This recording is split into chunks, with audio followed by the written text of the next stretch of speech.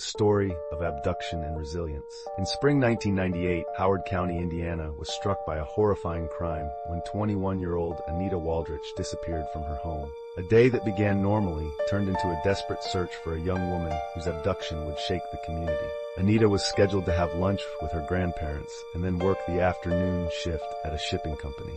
However, when her boyfriend arrived, he found her car missing and the house in disarray, with bloody stains in the kitchen. Panic set in, leading her mother to call 911. Detective Steve Rogers of the Howard County Sheriff's Department quickly arrived at the scene. The signs pointed to violence. The house had been broken into, and evidence suggested that something terrible had occurred. Time was of the essence, as every minute counted in the search for Anita. Investigators worked diligently, interviewing family and friends who described her as a responsible young woman, unlikely to leave without reason. As the investigation progressed, attention turned to Victor Steele, a man with a troubling past. Steele had a criminal record for sexual offenses and a previous kidnapping charge. Investigators learned he had recently moved to Wisconsin, raising concerns that he might be involved in Anita's abduction. The urgency to find any leads intensified as detectives retraced Anita's last known movements. Focusing on surveillance and community outreach, days turned into a week, and despite extensive searches and community support, hope began to dwindle. Yet, Detective Rogers and his team continued to believe that Anita was still alive. They monitored Steele's known locations and placed him under surveillance, hoping to gather evidence or leads on Anita's whereabouts.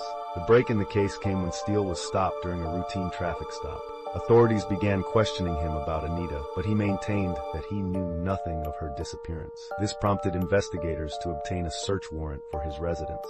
They hoped to find evidence tied to Anita's abduction. After gaining access to Steele's rental property, investigators discovered a locked cabinet secured with wooden panels. With great caution, they opened it, revealing that Anita was alive but in a state of shock after enduring 8 days in captivity. Her resilience over the ordeal was nothing short of remarkable. Showcasing her strength despite the trauma she had suffered, Anita relayed how Steele had attacked her, detailing the psychological manipulation he used to control her.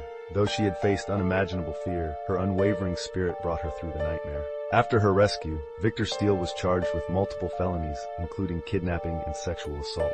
He was sentenced to life imprisonment without parole, ensuring he could no longer harm another victim. Anita's story, however, transcended just survival. With immense support from family and the community, she began a journey of healing and empowerment. She expressed a desire to become a police officer, driven by the ambition to protect others from similar fates. Ultimately, the case of Anita Waldrich not only highlights the importance of community involvement and vigilance in times of crisis, but also illustrates the power of resilience in the face of horror. By subscribing to our channel and liking this video, you can help raise awareness about the realities many victims face, emphasizing the necessity for continuous support in the fight against such crimes. Anita's journey is a poignant reminder that even in darkness, the human spirit can prevail.